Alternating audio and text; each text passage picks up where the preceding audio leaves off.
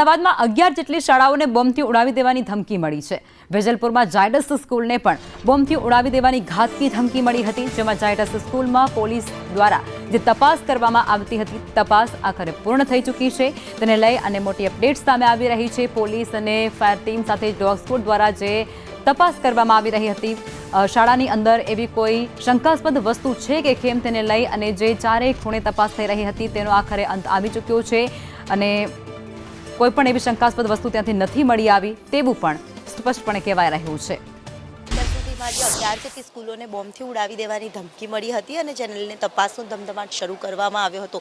Police અધિકારી, ફાયરના chief officer સહિતના તમામ અધિકારીઓએ હાલ તપાસ પૂર્ણ કરી છે અને 11 સ્કૂલોમાં કોઈ પણ પ્રકારનો શંકાસ્પદ ચીજવસ્તુ મળી આવી નથી, પરંતુ આ જે મેલ કોને કર્યો હતો તેને લઈને હવે સાયબર સેલ દ્વારા તપાસનો ધમધમાટ છે તે શરૂ કરવામાં આવ્યો છે। હાલ જાયડસ વેજલપુર ખાતે આવેલી સ્કૂલના બહારના જે દ્રશ્ય કે જે ડોગ સ્ક્વોડ, બોમ્બ સ્ક્વોડની ટીમો પણ અત્યારે હાજર હતી અને તેમને તપાસ છે જે પૂર્ણ કરી દીધી છે અને પ્રશાસન તરફથી રાહતનો શ્વાસ લેવામાં આવ્યો છે, કારણ કે એક બાદ એક જે મેલ મળ્યા હતા અને 1:30 વાગ્યાની આસપાસ જે બોમ્બ બ્લાસ્ટ કરવાની જે ધમકી મળી હતી અને જે કોલ જે મળ્યો હતો, જે મેલ મળ્યો હતો તેને લઈને તપાસ કરવામાં આવી હતી। હાલ કોઈ પણ શંકાસ્પદ વસ્તુ મળી આવી નથી, જેને લઈને પ્રશાસન તરફથી રાહતનો શ્વાસ લેવામાં આવ્યો છે અને કેટલીક જે સ્કૂલો છે જે સ્વેચ્છાએ આજે રજા જાહેર કરી છે।